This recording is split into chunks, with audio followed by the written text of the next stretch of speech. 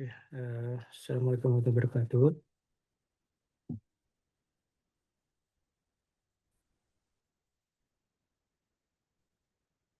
Waalaikumsalam Selamat, warahmatullahi selamat, wabarakatuh. selamat malam semuanya. Em, Baik, sebelum kita mulai, mari kita berdoa menurut agama dan kepercayaan masing-masing. Semoga yang kita pelajari hari ini mudah untuk dipahami dan menggoda bagi kita ke depannya. Berdoa, saya persilakan.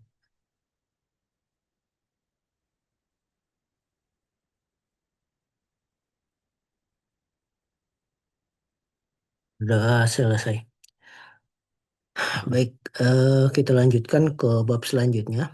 Jadi kalau dari buku itu ini masuknya ke bab 10. Jadi setelah dari bab terakhir itu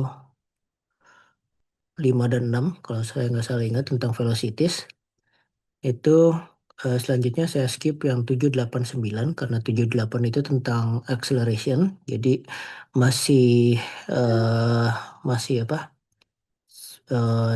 Hanya perpanjangan dari velocities. Jadi nanti dari mulai bab 10 selanjutnya ini si velocity sudah tampil gitu ya. Kemudian akan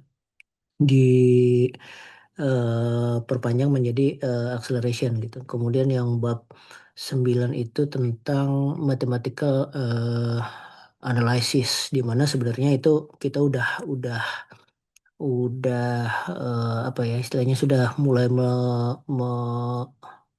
mengenal di bab-bab sebelumnya gitu. Jadi tidak perlu dikhususkan. Makanya langsung saya skip ke bab 10 yaitu tentang camps gitu. Jadi nanti mulai dari bab ini hingga ke belakang itu eh, mulai dari velocities, kemudian acceleration sama bagaimana melakukan matematika analisisnya itu udah muncul gitu. Jadi tidak saya khususkan di bab 7, 8 dan 9. Baik, oke. Jadi kita mulai kita masuk ke camps. Apa sih camps itu? Jadi camps itu adalah suatu eh, apa ya suatu komponen satu member gitu ya yang bentuknya biasanya irregular. Irregular ini maksudnya tidak eh, tidak umum atau tidak tidak biasa gitu ya. Jadi kalau misalnya bentuknya lingkaran itu biasa. Nah, ini bentuknya tidak lingkaran gitu. Kemudian dia eh, beroperasi, baik itu misalnya dia biasanya dia berputar, berputar untuk mendrive atau untuk mengendalikan suatu komponen lain yang disebut sebagai follower. Gitu. Jadi cam ini akan selalu berpasangan dengan follower. Ya, di mana si cam ini bentuknya itu biasanya bukan biasanya akan selalu irregular, jadi tidak biasa bentuknya di mana eh, dia beroperasi untuk menggerakkan yang kita sebut sebagai follower.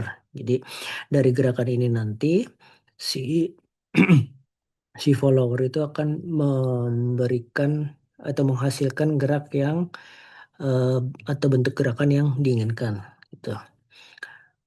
Oke, nah ini contoh-contohnya, tipenya juga. Jadi yang paling kiri itu adalah discam.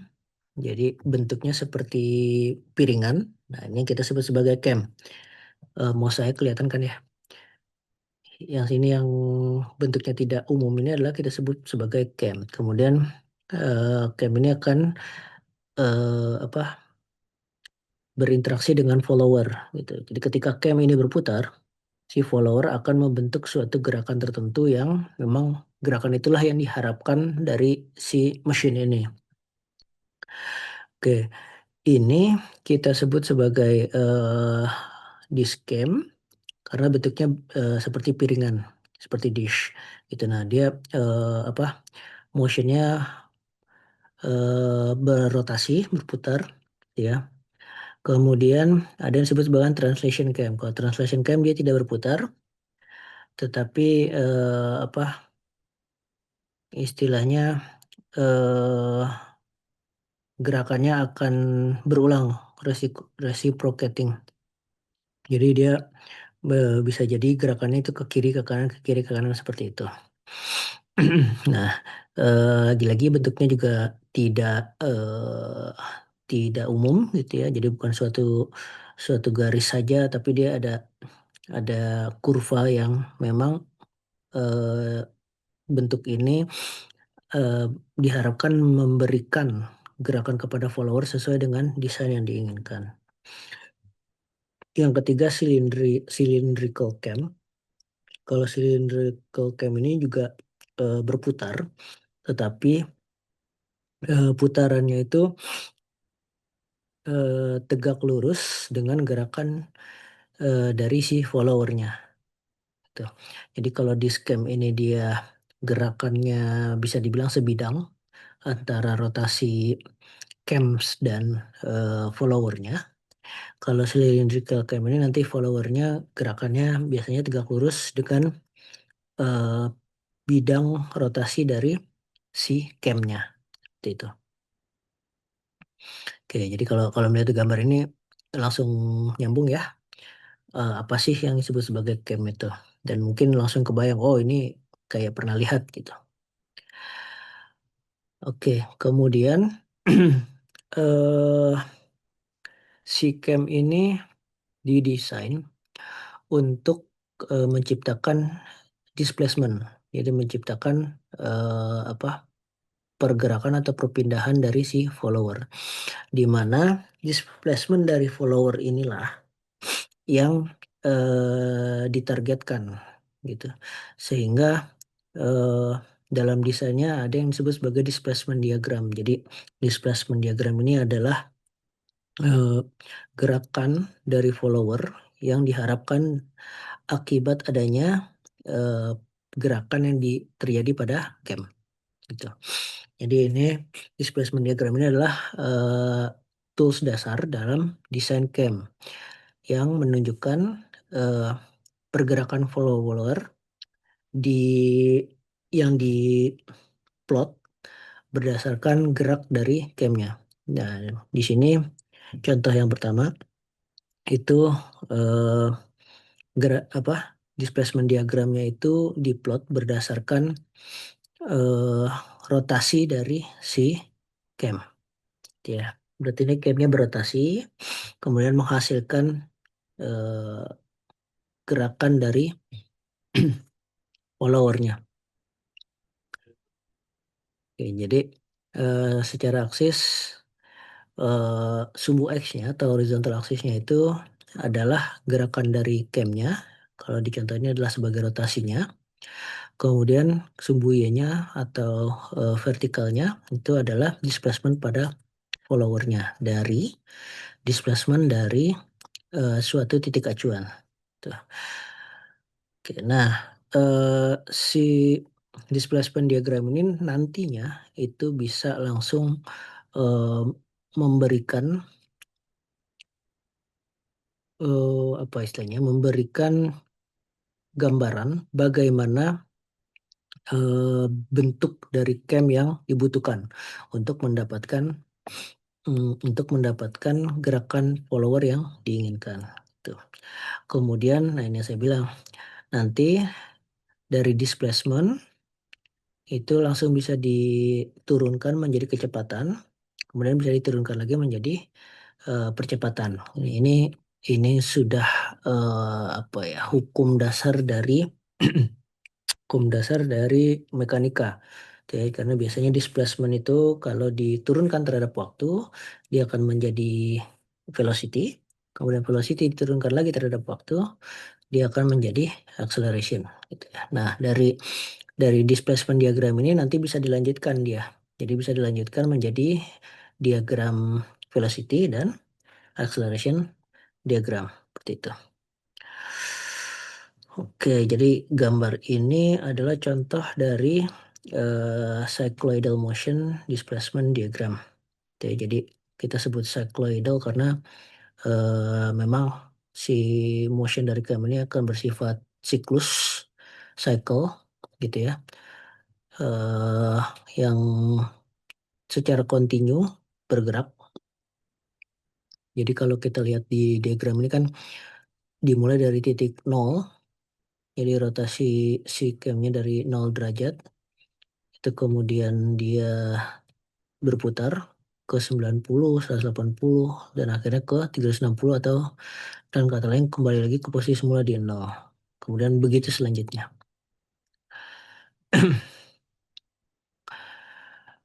Oke, nah ini yang gambar sebelah kanan ini menunjukkan bagaimana hmm, tadi dari sebuah displacement, displacement diagram itu nanti bisa diturunkan menjadi velocity diagram, gitu ya.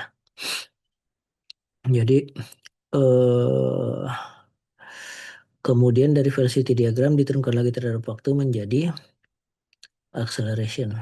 Tuh. Oke.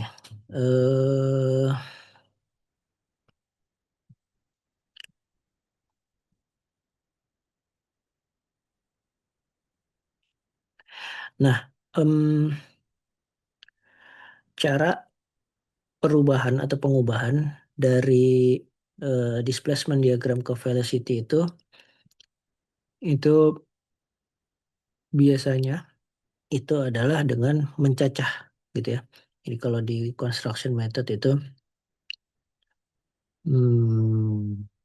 mana ya?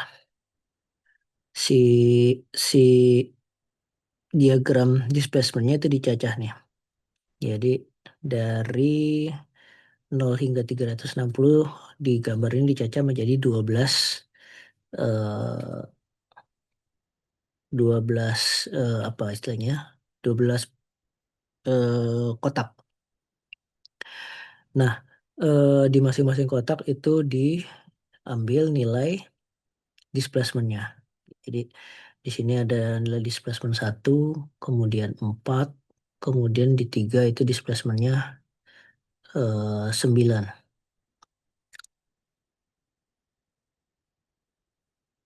1, 4, 9. Kemudian di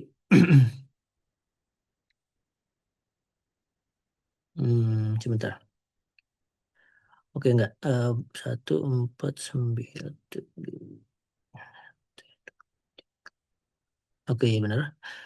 Displacementnya 9, kemudian eh dicatat semua gitu ya. Diketahui untuk masing-masing hmm, sudut terjadi displacement seberapa besar. Nah, perubahan displacement itu kemudian nanti eh, istilahnya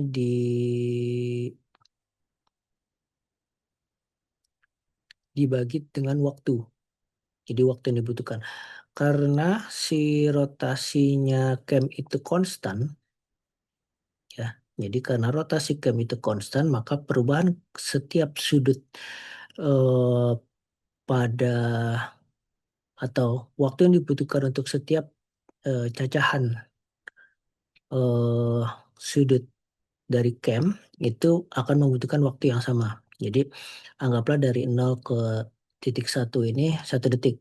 Maka dari titik 1 ke 2 itu juga 1 detik. Gitu. Karena memang cam itu selalu beroperasi pada kecepatan rotasi yang konstan. Itu makanya eh, ketika ketika digambarkan atau diturunkan dari hmm, displacement diagram ke velocity diagram itu akan timbul apa atau akan menghasilkan garis linear. Di sini garisnya menjadi linear, gitu ya. Jadi karena ketika satu, oke, jadi dalam 1 detik itu pertama kecepatannya, sorry, pertama displacementnya 0 menjadi 1. Kemudian untuk 1 detik berikutnya dari kecepatan, dari displacement 1 menjadi 4. Berarti ada perubahan displacement 3 gitu. Jadi di sini awalnya velocity-nya 1, di sini velocity-nya menjadi 3. Jadi nanti ketika dicacah di sini apa namanya? Untuk T1 nilai velocity-nya adalah 1. Kemudian nanti di titik T2 nilai velocity-nya menjadi 3 gitu ya. Kemudian untuk T3 itu terjadi lagi perubahan dari 4 ke 9 berarti 5. Jadi 5 per 1. Gitu. Nah, itu dari 5 gitu. Sehingga nanti ketika dihubungkan itu akan membentuk garis linear. Terus sampai di sini, kemudian di sini terjadi apa perlambatan gitu ya. Kalau ini percepatan, ini perlambatan karena nilai kecepatan di sini ke sini itu turun gitu secara linear. Kemudian di bagian puncak dari displacement itu eh, apa tidak terjadi eh, tidak terjadi displacement gitu ya, perubahan perubahan displacement. Untuk detik ke-6 dan ke-7 ini nilai displacementnya sama, maka di sini tidak ada kecepatan atau dalam tanda kutip ada diam sesaat si followernya gitu di sini. Kemudian baru dilanjutkan lagi jadi seperti ini. Oke, kemudian dari grafik velocity menuju acceleration itu nanti yang dilihat adalah eh, hmm, bisa juga dicacah sehingga nanti ketahuan berapa akselerasinya dibagi waktu lagi gitu ya. Atau yang lebih matematik gitu ya. Yang lebih matematik adalah dengan melihat bahwa ketika velocity ini adalah sebuah garis linear, maka akselerasinya adalah turunan pertama dari garis linear ini. Gitu. Jadi kalau velocity-nya naik, pasti nilai akselerasinya positif. Gitu. Jadi ini kalau dicari persamaan matematiknya, gitu ya, nanti nilai yang berada di depan X itu adalah akan menjadi akselerasinya, nilai akselerasinya. Gitu. Jadi ketika dia, ini persamaan ini pasti Y sama dengan sekian X, gitu ya. Y sama dengan sekian X. Nah, nilai sekian itu adalah nilai akselerasi. Dan ketika velocity-nya itu merupakan garis linear yang turun seperti ini garis persamaan matematiknya akan pasti Y sama dengan minus sekian X. Jadi ada minus di sini. Minus sekian X. Nah, nilai minusnya itu adalah akan menjadi akselerasinya juga di sini. Makanya akselerasinya di sini minus. Jadi ketika grafiknya menanjak itu akselerasinya positif. Ketika grafik velocity-nya turun itu akselerasinya negatif. Nah, ketika velocity-nya konstan, maka di situ juga tidak tentu saja tidak ada akselerasi nilainya nol. Seperti itu. Oke. Nah, kalau di hmm, bentar. Hmm, sebentar. Kalau secara rumus itu nanti bisa dihitung menggunakan rumus seperti ini. Ya, ya. Yang untuk rumus-rumus ini cukup tahu dulu saja, gitu ya, karena apa? Mungkin agak membingungkan ketika kita melihat variabel-variabel ini, tetapi ini secara konsep adalah seperti apa yang tadi saya jelaskan. Bagaimana dari displacement itu diturunkan ke velocity, dan bagaimana dari velocity itu diturunkan ke acceleration. Seperti itu. Nah, kebetulan memang di sini si rumus ini langsung mengambil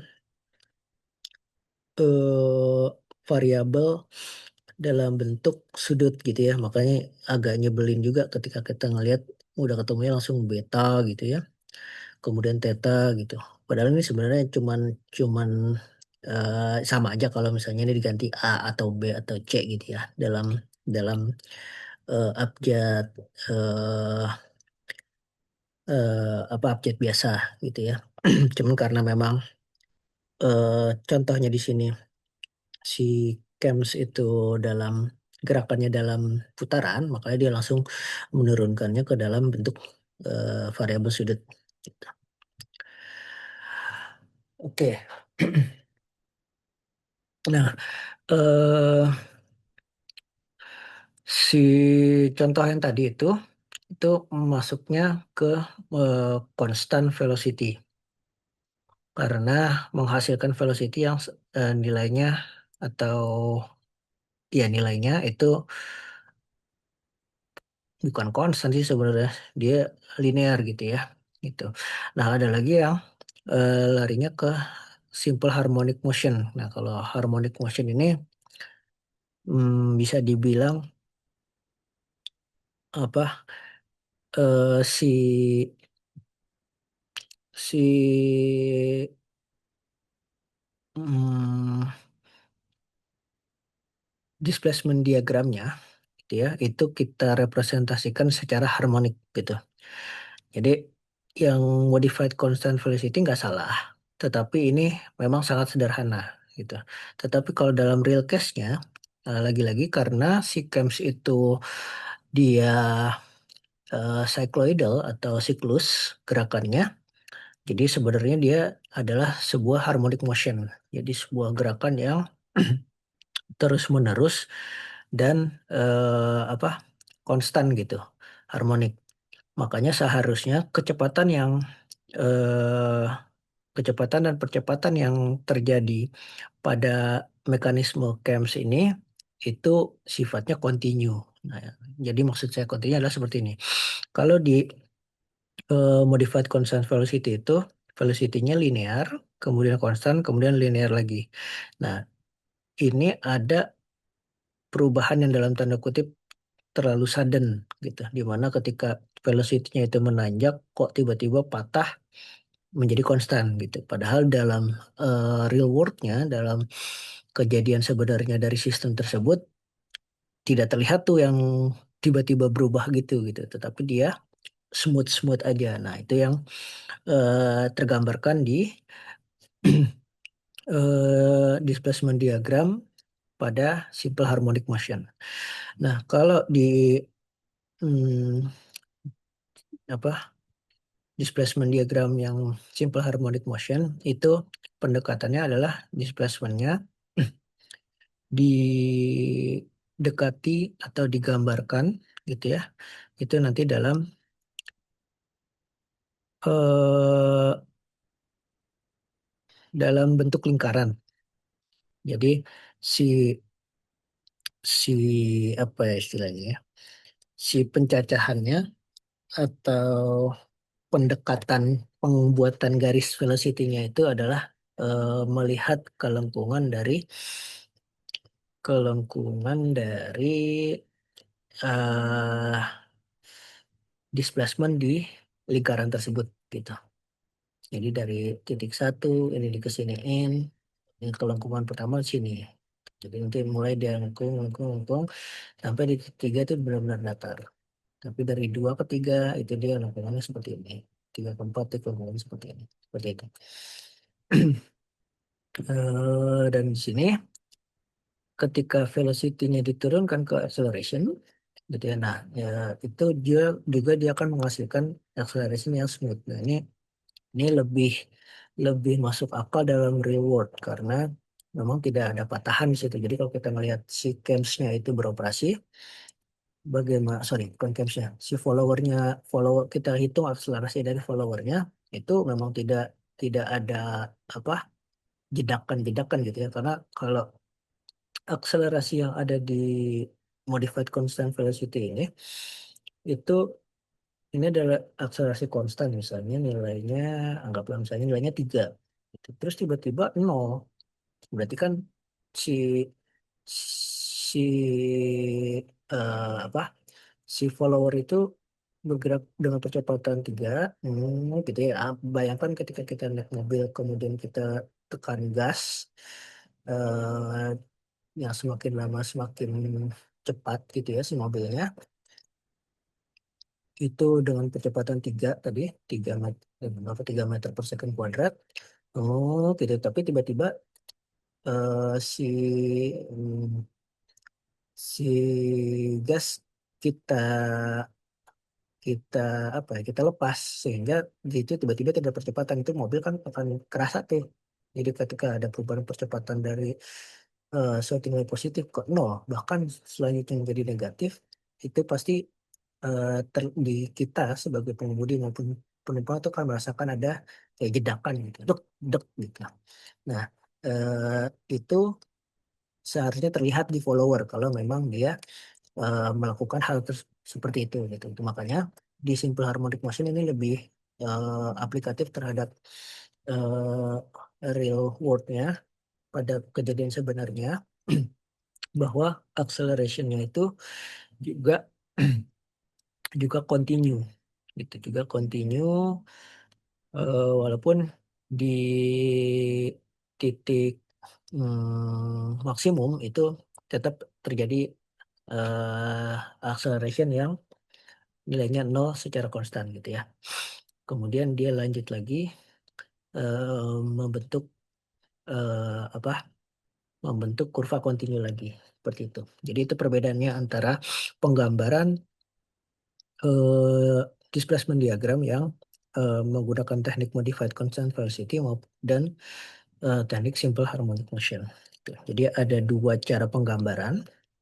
Yang paling sederhana itu adalah modified constant velocity. Itu cara penggambaran yang sederhana. Kemudian yang lebih aplikatif terhadap real world itu yang menggunakan teknik atau metode simple harmonic motion.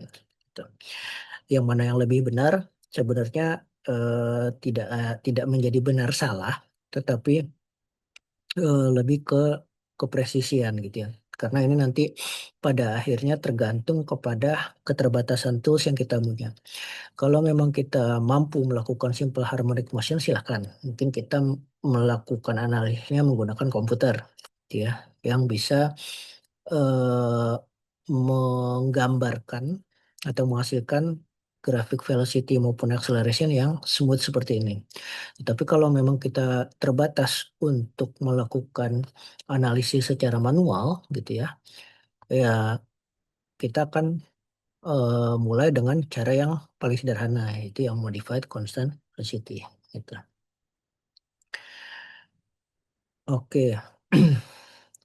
eh Kemudian tentang cycloidal motion. Jadi sudah menjadi dasar bahwa CAMS itu bekerja secara cycloidal. Jadi bekerja secara siklus. Dia akan mulai dari titik tertentu, kemudian dia bergerak dan kembali lagi ke titik tersebut. Dan berulang terus-menerus seperti itu.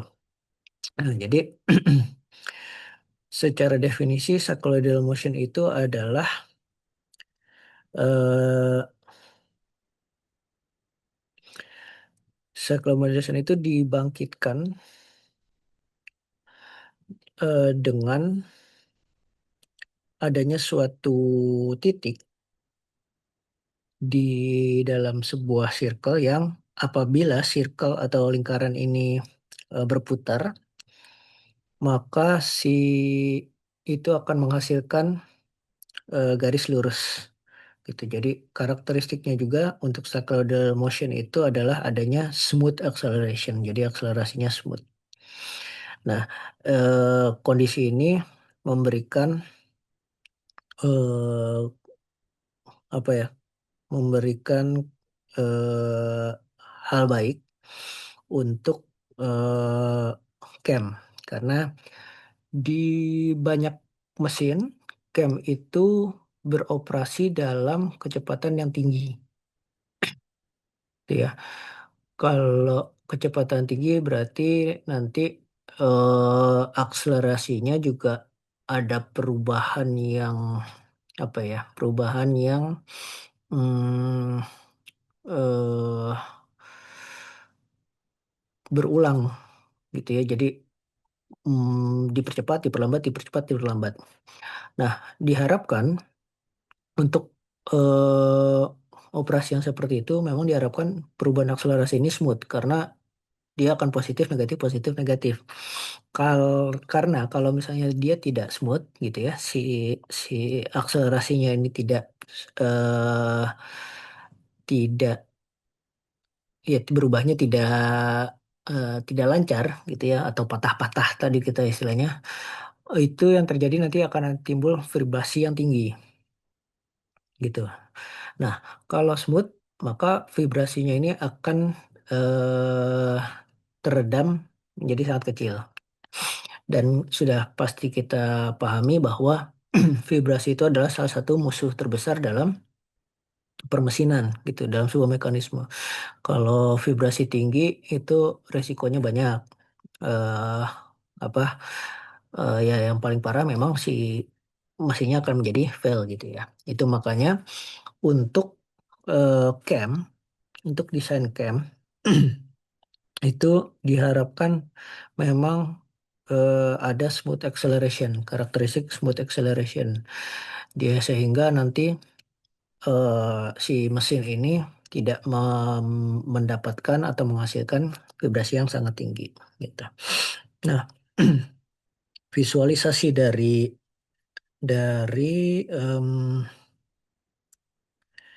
cycle dalam motion itu seperti ini.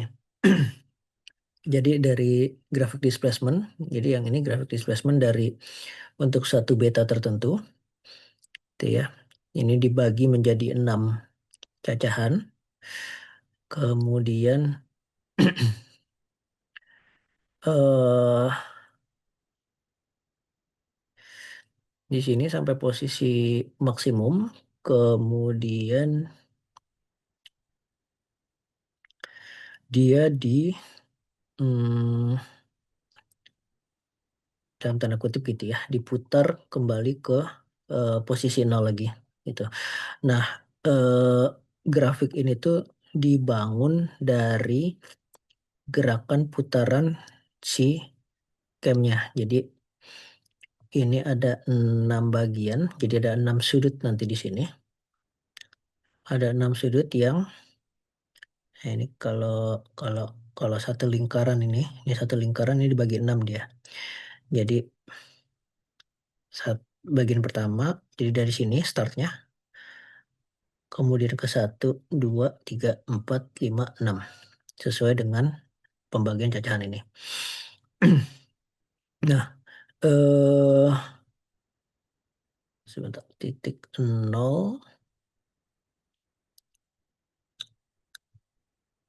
di sini, kemudian satu kedua, titik tengahnya dibuat di sini, nol ke satu ada di sini, kemudian lima, empat, lima, titik tengahnya diambil ke sini. Oke,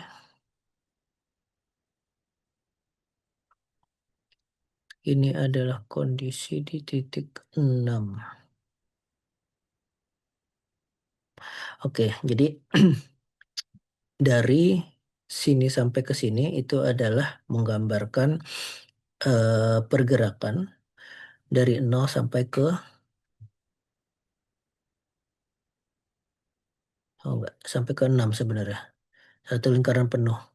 Dari nol sampai 3 dari sini ke sini. Nah,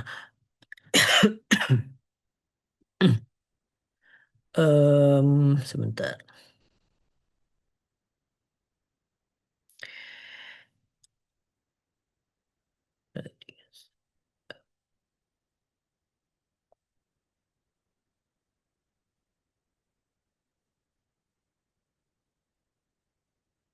Oke, oke, saya terlupa bahwa displacement ini adalah displacement follower gitu ya. Jadi em, gambaran lingkaran ini bukanlah camnya ya, bukanlah camnya, tetapi menggambarkan posisi dari si followernya terhadap cam.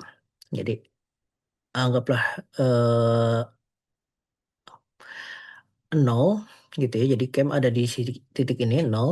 Kemudian nanti si sorry follower ada di titik nol.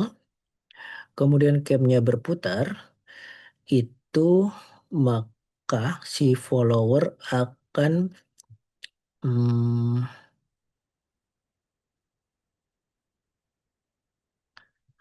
akan bergerak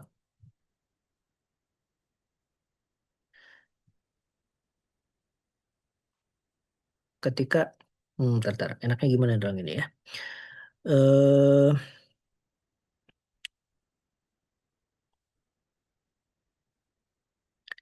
jadi mm, mm, mm, mm,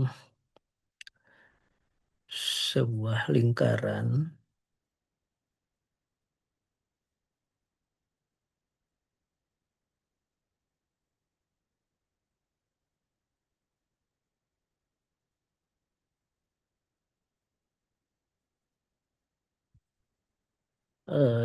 yang bikin membingungkan itu sebenarnya karena eh, grafik ini apa si lingkaran ini jadinya membuat kita membayangkan ini adalah sebuah camp, tapi bukan. Jadi si lingkaran ini adalah sebenarnya bisa dibilang hmm, sebenarnya hanya mempresentasikan sudut pergerakan dari atau sudut perputaran dari si camp, gitu ya. Itu dulu pertama. Makanya eh, si cacahannya jumlahnya sama tuh antara si grafik displacement 6 gitu ya, dicacahnya di lingkaran ini juga 6 gitu. Em,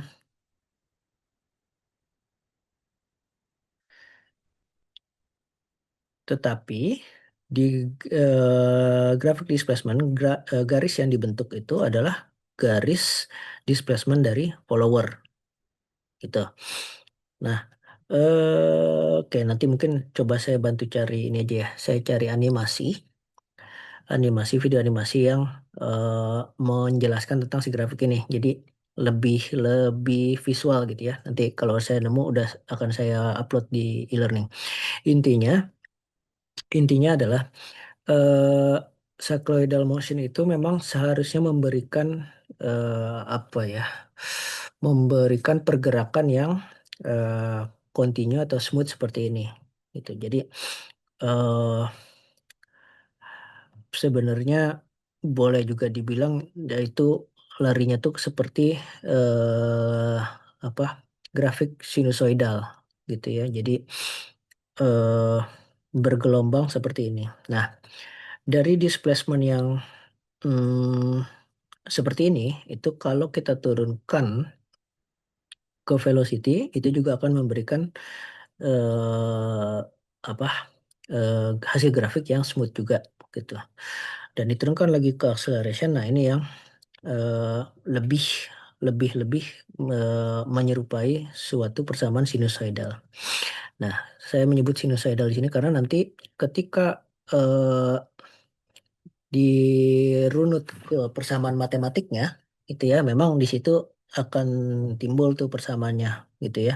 Untuk cycloidal motion itu udah langsung apa eh, timbul gitu ya si eh, sinus sinus kosinusnya di persamaan matematiknya gitu. Jadi berbeda, ini adalah perbandingan bagaimana kita menurunkan menurunkan persamaan atau menurunkan dari displacement ke acceleration secara matematik. Yang sebenarnya kita juga bisa melakukan itu secara grafik gitu ya. Tapi kalau tadi yang saya bilang tadi, kalau memang kita melakukan analisis ini menggunakan tools komputer, tentu kita bisa melakukan perhitungan matematik ini secara mudah dan cepat. Ya, tapi kalau kita lakukan secara manual, itu jadi banyak nih perhitungannya, akan jadi lebih sulit gitu untuk menunjukkan si displacement diagram yang smooth gitu ya. Nah, em, oleh karena itu eh, ada yang lebih sederhana yaitu yang tadi modified constant velocity. Mungkin kalau modified constant velocity menjadi pilihan ketika kita melakukan analisis secara manual atau perhitungan secara manual. Karena secara persamaan juga masih lebih sederhana. Di situ belum ada sinus cosinus. Ketika masuk nanti ke simple harmonic motion maupun cycloidal motion itu akan menjadi lebih sulit kalau kita melakukan perhitungan manual dan memang ini eh, lebih disarankan untuk analisis yang bersifat komputasional. Seperti itu. Oke, oke lagi-lagi persamaan-persamaan ini silakan dikenal kenal saja gitu ya, tidak perlu dihafalkan. Karena nanti kalaupun memang ada sebuah case, yang penting kita tahu kita harus merunut ke persamaan mana. Kalau lagi-lagi kalau misalnya mau melakukan secara manual, kita pilih saja yang sederhana. Karena ini dalam tahap desain itu kan juga ada proses ya. Eh, kita akan melakukan preliminary dulu, kemudian masuk ke detail desain. Jadi ada desain awal yang terus dimatangkan, diiterasi menjadi desain yang lebih detail. Nah, ketika di preliminary mungkin kita cukup melakukan perhitungan secara manual, maka kita bisa menggunakan persamaan-persamaan yang lebih sederhana. Tetapi ketika kita mulai eh, mematangkan desain kita, membuat desain kita lebih baik, itu larinya nanti akan ke komputasional. Baru kita akan turun ke penggunaan persamaan yang lebih eh, cocok untuk hal yang lebih detail dan memang perlu dilakukan secara komputasional. Oke, kemudian acceleration and jerk characteristic. Nah, ada ini bukan kata kasar ya, jerk ini. Jadi memang tadi ada apa penurunan mulai dari displacement. Displacement kalau diturunkan terhadap waktu itu menjadi velocity. Velocity diturunkan terhadap waktu menjadi akselerasi. Nah, ternyata akselerasi kalau diturunkan lagi masih ada tuh. Akselerasi diturunkan lagi menjadi terhadap waktu, itu yang disebut sebagai jerk gitu. Jadi itu yang disebut sebagai jerk, di mana jerk ini memberikan suatu karakteristik terhadap eh, terhadap apa performa dari suatu mekanisme atau performa dari suatu eh, eh, pergerakan gitu ya. Nah, di sini kelihatan nanti bahwa untuk constant acceleration dan modified constant velocity itu jerknya tidak baik gitu ya, tidak baik. Dan ketika kita masuk ke simple harmonic dan cycloidal motion itu menjadi lebih baik gitu. Nah itu tadi balik lagi ke proses desain tadi. Jadi kalau untuk desain awal itu pasti kita mencari cara yang sederhana, tetapi hasilnya belum cukup baik. Gitu di situ jerknya tinggi gitu ya. Nah, ketika kita mulai mematangkan desain kita, kita mulai melakukan komputasi gitu ya, kita akan menyempurnakan bentuk dari cam sehingga targetnya memang jerknya itu eh, apa kecil gitu ya.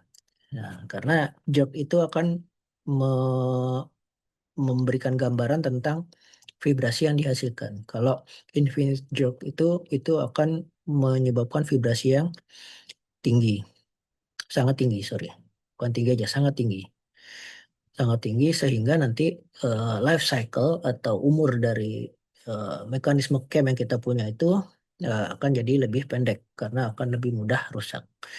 Nah, ketika kita berhasil membuat suatu desain yang memberikan cycloidal motion pada cam dan followernya, itu jerknya continuous. Nah, di sini vibrasi akan sangat kecil gitu ya, atau boleh dibilang di bisa bisa diabaikan gitu ya, bisa diabaikan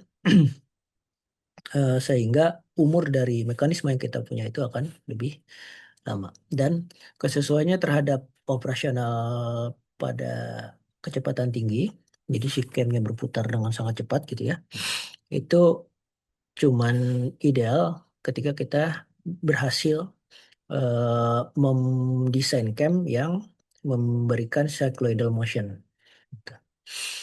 Ketika kita cuman bisa memberikan yang patah-patah tadi di constant acceleration ataupun modified constant velocity, itu nanti eh, dia akan apa ya? katastrofik lah gitu ketika dia dioperasikan pada kecepatan yang sangat tinggi itu akan sangat terlihat si vibrasi dari mekanisme tersebut dan pada akhirnya bisa merusak dari sistem atau mekanisme tersebut seperti itu.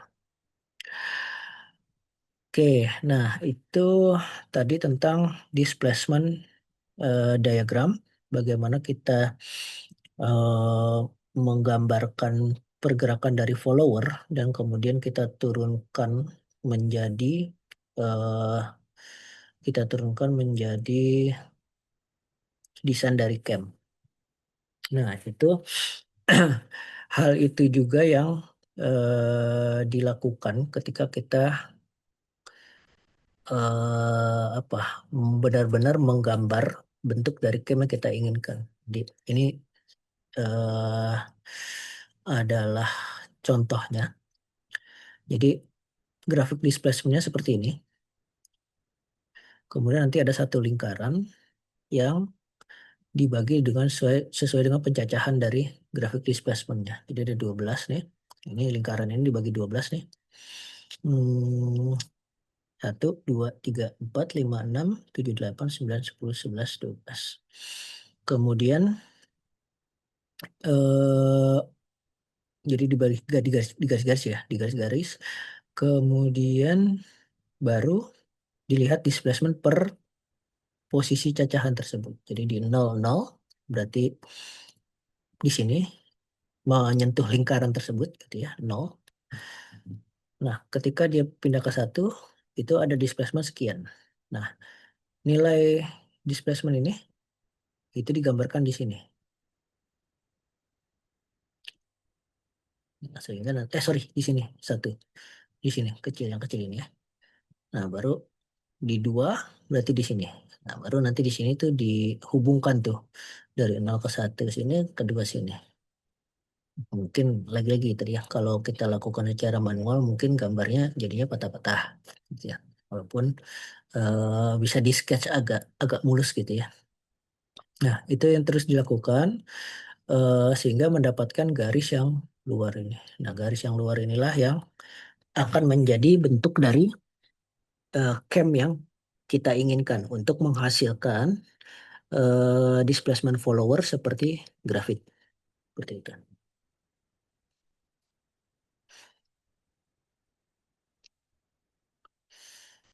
Oke, kemudian ada lagi yang eh, si kontaknya tadi, kalau ini kan kontaknya titik ya, atau disebutnya knife edge, jadi suatu apa ujung dari pisau gitu.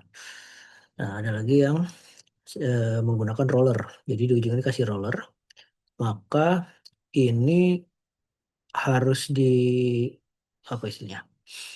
Harus dikasih roller tuh di ujung dari tiap-tiap garis. Nah, ini eh yang diharapkan adalah memang apa ketika roller itu berkontak, sorry bukan. Eh yang diharapkan adalah nanti eh garis ya luar yang dibentuk ini adalah garis yang tangensial terhadap roller-roller yang terbentuk di satu siklus tersebut gitu. Nah, ini nanti akan memberikan bentuk cam yang berbeda ya dengan teknik yang sebelah kiri dan sebelah kanan gitu. Yang lebih apa? Yang lebih presisi yang mana? Itu sebenarnya nanti balik ke pilihan kita terhadap si followernya. Kalau memang followernya kontaknya adalah titik, gitu ya, maka pakai knife edge follower ini akan presisi, gitu. Tapi kalau followernya ini memang kita pasangkan roller, suatu roller tertentu, ya itu akan lebih presisi kalau kita memang mendesain camnya dengan roller follower. Jadi nanti dilihat ke followernya, seperti itu.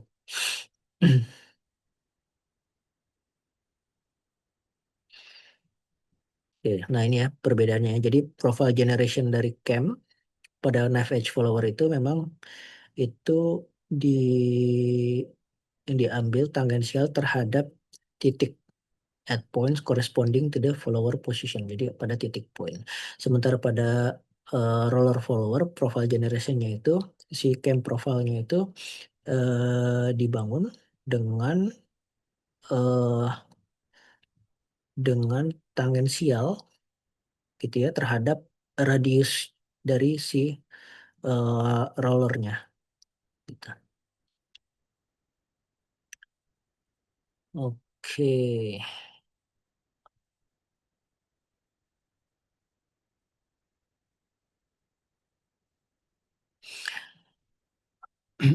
Oke.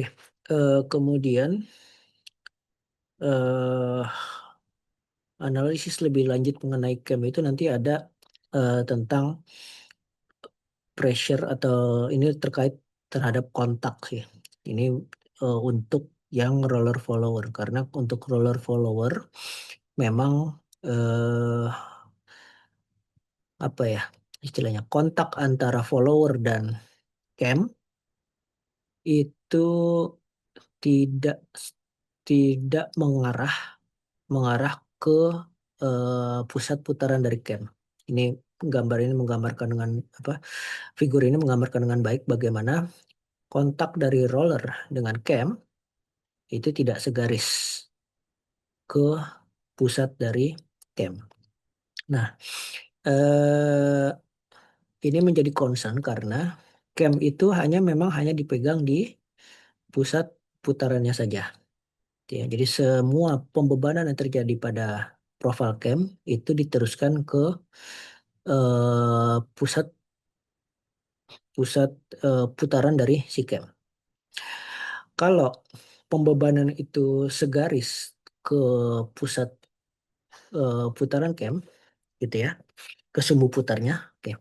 Kalau si pembebanan itu segaris ke sumbu putarnya, maka di situ eh, apa ya dalam tanda kutip, maka di situ tidak ada momen yang dialami oleh eh, cam, gitu ya, karena itu langsung ke support.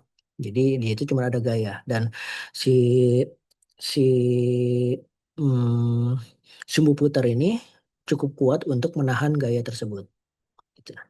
Nah, yang terjadi ketika followernya itu berupa roller, itu ternyata ada pembebanan yang tidak segaris. Nah, pembebanan tidak segaris ini, atau di sini disebutnya sebagai pressure angle, ada angle tertentu yang memberikan gambaran bagaimana follower ini mempressure si cam, menekan. Gitu ya. Jadi menekannya dalam arah yang tidak tidak segaris dengan pusat putaran dari atau sumbu putar dari si cam. Nah, ini akan menciptakan pembebanan berupa momen terhadap cam gitu. Nah, jadi kalau di gambar ini digambarkan bahwa camnya bergerak counterclockwise, tetapi pembebanan dari si follower itu memberikan momen clockwise ke sini gitu ya. Nah, ini kan berarti melawan dari gerakan si camnya. Nah, ini akan memberikan beban tambahan terhadap motor yang memutar cam gitu. Itu yang menjadi concern gitu. Oh, berarti nanti pada titik-titik tertentu si motor akan mengalami pembebanan yang eh, apa istilahnya berubah gitu, berubah-ubah gitu ya. Kalau memang pembebanannya itu selalu segaris dengan sumbu putar, maka motor tidak mengalami pembebanan tambahan kecuali untuk memutar camnya. Nah, ketika timbul kasus seperti ini, di mana ada pressure angle, itu motor secara kontinu atau secara berulang, dia akan mengalami pembebanan selama cam itu berputar, di mana pembebanan itu berubah-ubah. Nah, ini akan menjadi pertimbangan lagi untuk pemilihan motornya karena dikhawatirkan ada suatu kondisi di mana momen yang dihasilkan oleh pressure angle ini itu melebihi dari batas spesifikasi torsi motor misalnya. Berarti itu nanti motor secara berulang ada satu satu waktu-waktu tertentu dia mengalami pembebanan berlebih, sehingga eh, bisa lagi-lagi bisa mengurangi mengurangi umur motor, gitu. Nah, pressure angle ini menjadi penting.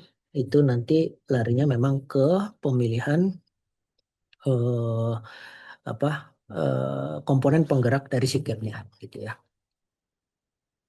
Oke, itu tentang pressure angle.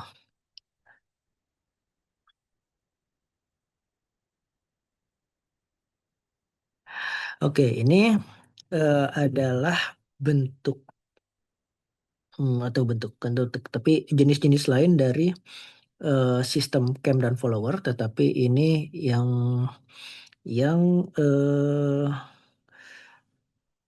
dibedakan berdasarkan jenis followernya. Yang pertama ada oscillating roller follower. Jadi oscillating berarti dia berosilasi. Nah, ini gambarnya bagus ya. Gambarnya bagus tapi mungkin cukup sulit dipahami. Ini sebenarnya dia hanya menggambarkan gini. Ini adalah camnya, kemudian ini adalah followernya.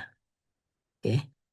Nah, di sini dia mencoba menggambarkan bagaimana si follower itu eh, berposisi, gitu ya. Follower itu berposisi terhadap masing-masing eh, masing-masing sudut yang dibentuk oleh cam, gitu.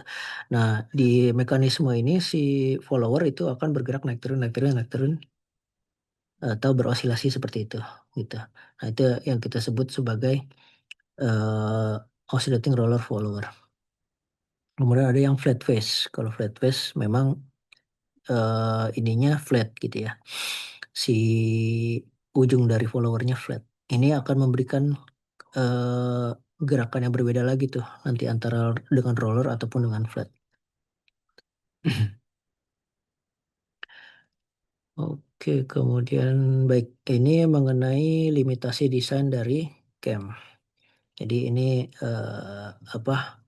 Yang pertama adalah undercutting. Jadi eh, tadi ketika kita menggambar hmm,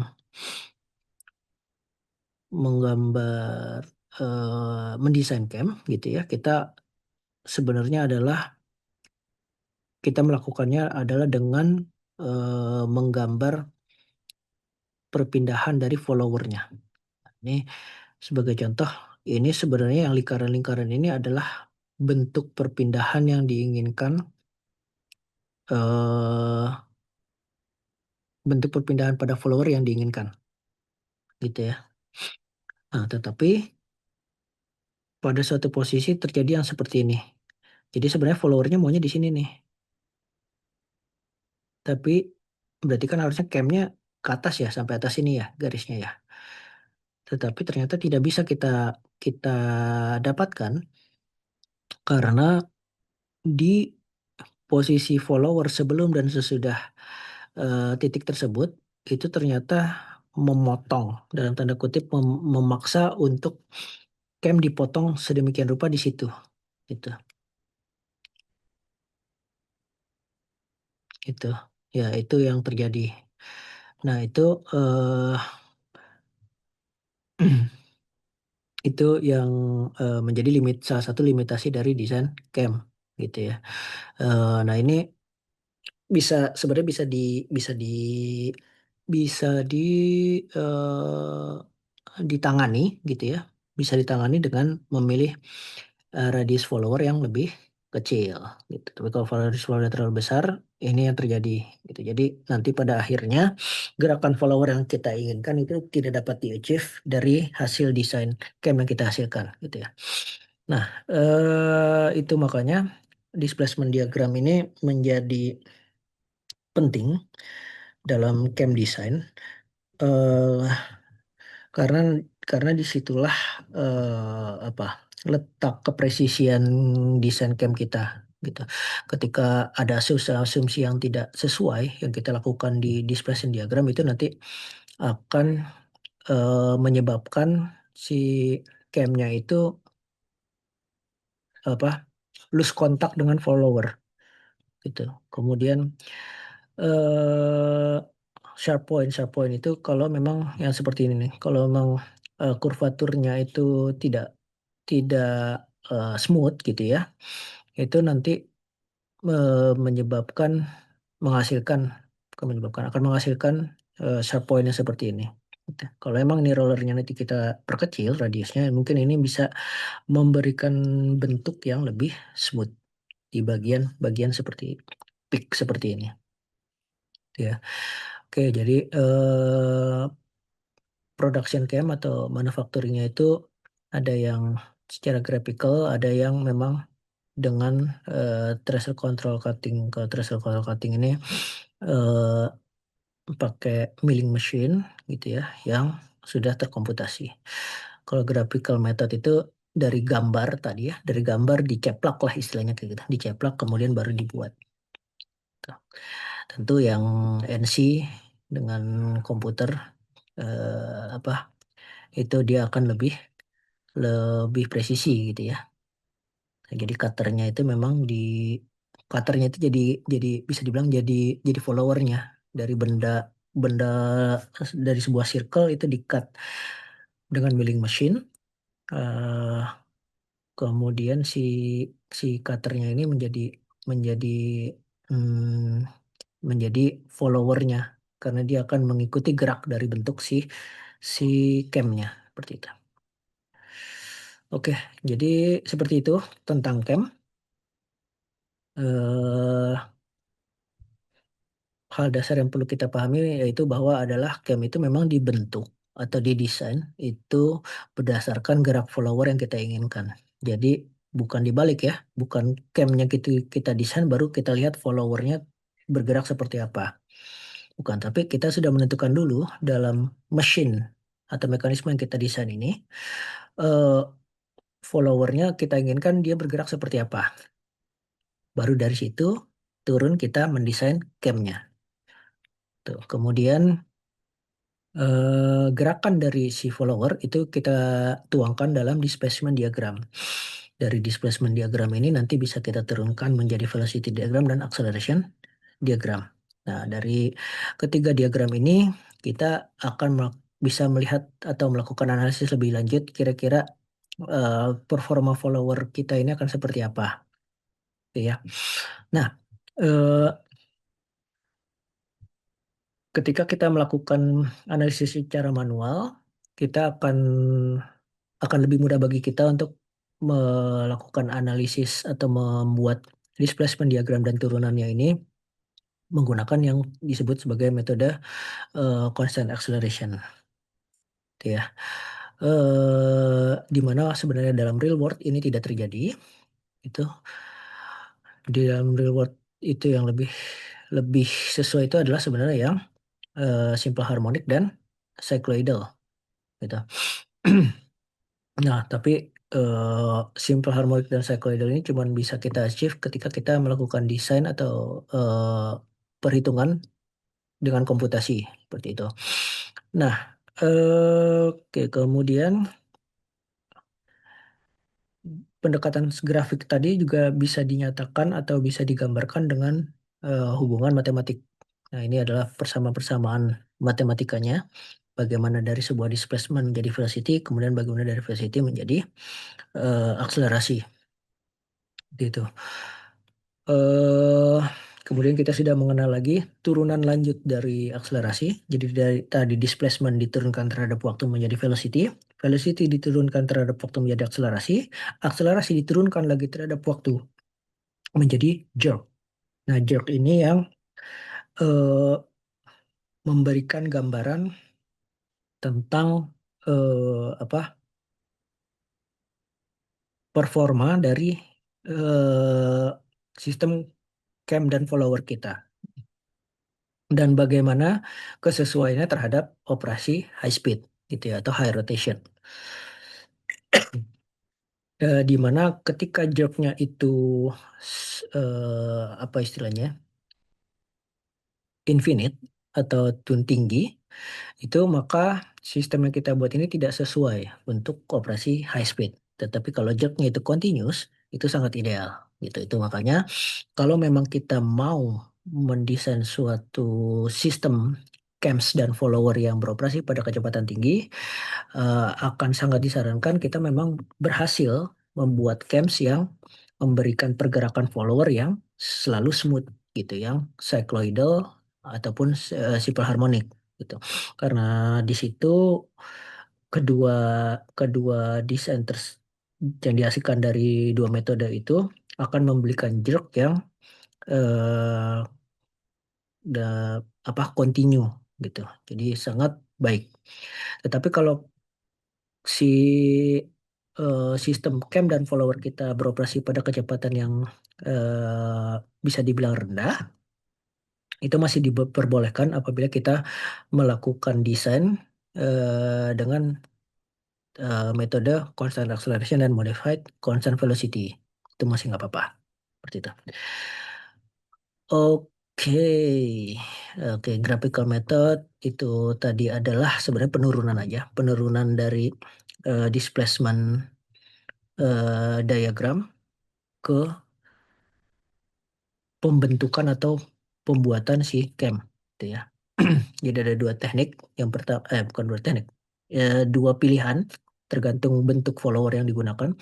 Ada yang knife edge, ada yang roller. Tuh. Kemudian kita juga sudah mengenal bagaimana eh, bisa terjadi adanya pembebanan tambahan terhadap motor penggerak cam akibat adanya pressure angle pada mekanisme cam dan follower kita gitu. Dan ini akan menjadi concern apabila kita melakukan pemilihan motor penggerak tadi, gitu ya. Oke, kemudian ada dua tipe follower, ada yang oscillating, ada yang flat phase. Kemudian desain limitasi untuk eh, pembuatan dan eh, apa dan perancangan si cam seperti itu. Oke. eh saya kira ini cukup lengkap untuk material cam. Mudah-mudahan bisa dipahami. Kalau ada pertanyaan, saya persilakan dulu.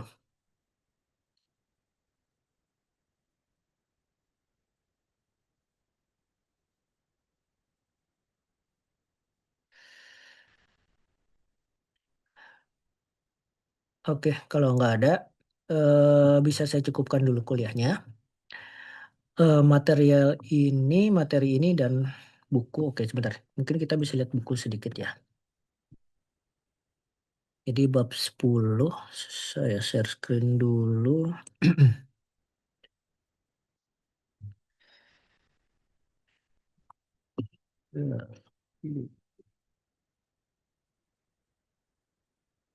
Ya, jadi bab 10 tentang camps. Tadi ada tiga tipe camps, translation, dan cylindrical.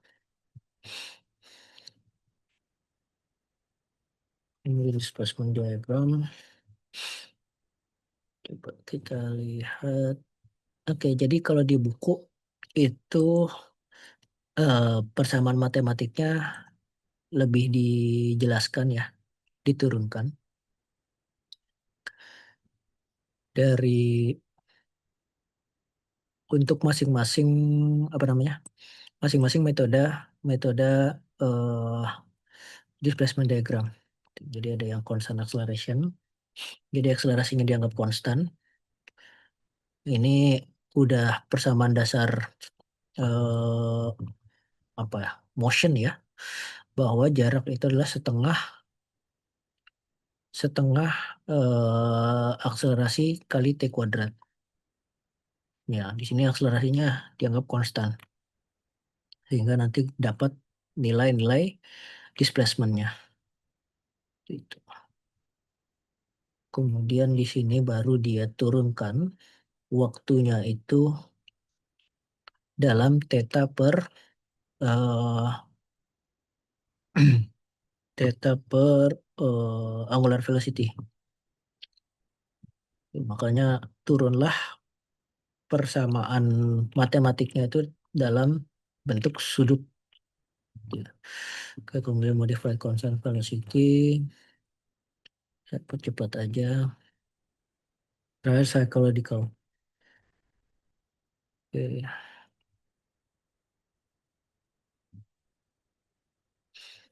kemudian oke. Tidak, sudah cukup lengkap dari apa yang saya jelaskan tadi.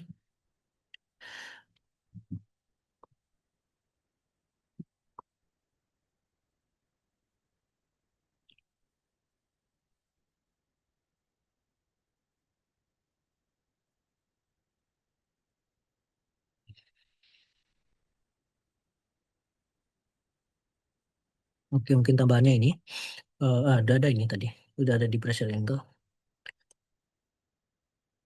Oke, ada analisis lebih lanjut mengenai pressure angle di buku, ya, menggunakan persamaan matematik yang memang sudah diberikan tadi. Eh,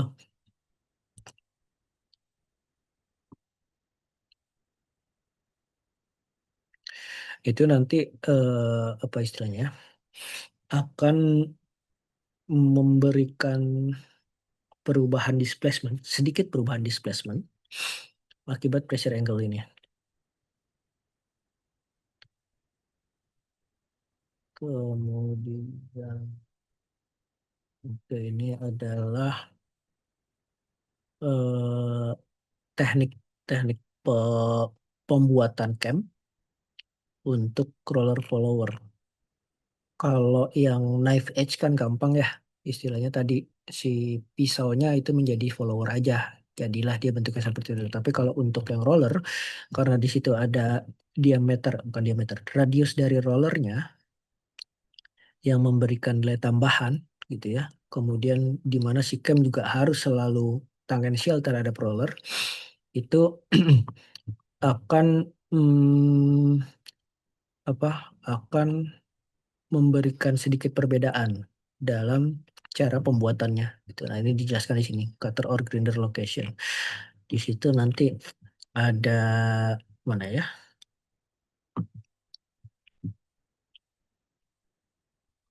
Nah, ada apa istilahnya ya? Ada penambahan lah, ada penambahan ukuran atau penambahan jarak atau setting, penambahan setting untuk tiap-tiap eh, apa derajat, tiap-tiap sudut perubahan gerak dari atau perubahan rotasi dari si camnya seperti itu. Ini jelaskan di sini. Flat face juga ya. Ya, flat face juga berbeda. Flat face berbeda dengan eh, knife edge karena di sini kontaknya itu panjang permukaan.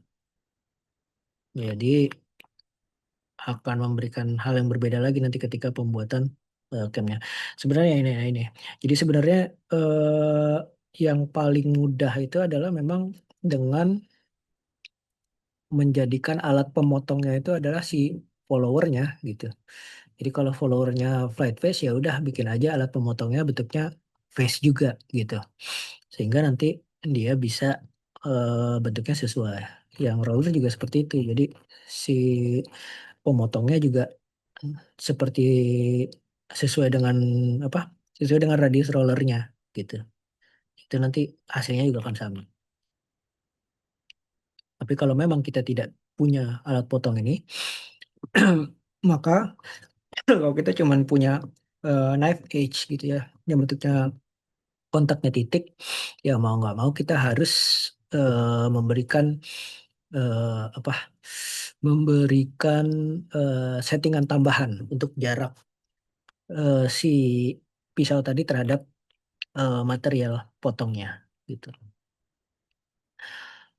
Oke, kira-kira seperti itu. Oke, ada pertanyaan nggak?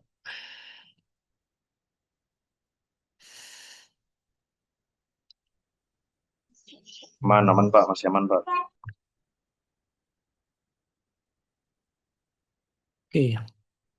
Hmm.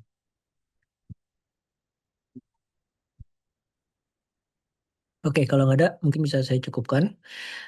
Untuk kuliah hari ini dan 3 minggu ke depan, gitu ya, kita tinggal punya 1 bulan untuk menyelesaikan materi. Kalau dari perencanaan materi saya itu cukup untuk satu pertemuan atau 1 minggu itu 1 bab. Jadi kita masih ada bab 10. Kemudian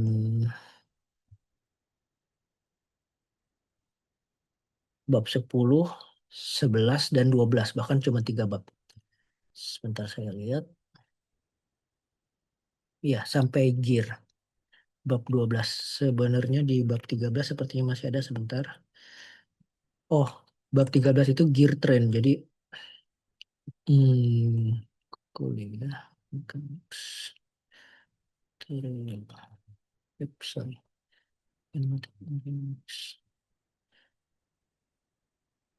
Setelah gear itu ada gear train.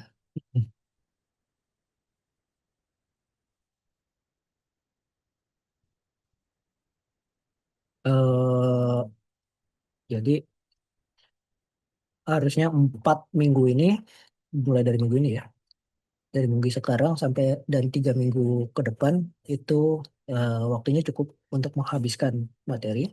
Tetapi secara presensi masih belum cukup nih karena ini kan harusnya 14 pertemuan ya. Dan di e-learning itu baru 6. Makanya di minggu ini saya bikin nanti untuk apa? Untuk minggu ini dan 3 minggu ke depan akan saya bikin 2 jam presensinya gitu. Jadi ada presensi yang memang kita kuliah sesi Zoom dan ada presensi setelah itu. Jadi kalau misalnya sempat untuk mengisi presensi setelahnya silahkan. Kalau misalnya tidak sempat ya nanti seperti biasa akan saya fullkan secara manual gitu ya. Oke, kalau begitu bisa saya tutup. Terima kasih atas kehadirannya. Eh, kita tutup dengan doa semoga apa yang kita pelajari barusan itu berguna bagi kita ke depannya dan dapat kita ingat apa ilmunya dan bermanfaat bagi kita ke depannya. Berdoa saya persilakan.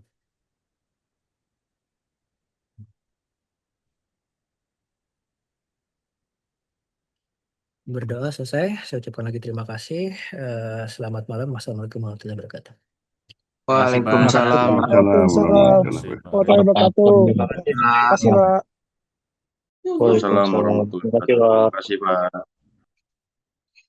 Terima kasih Pak.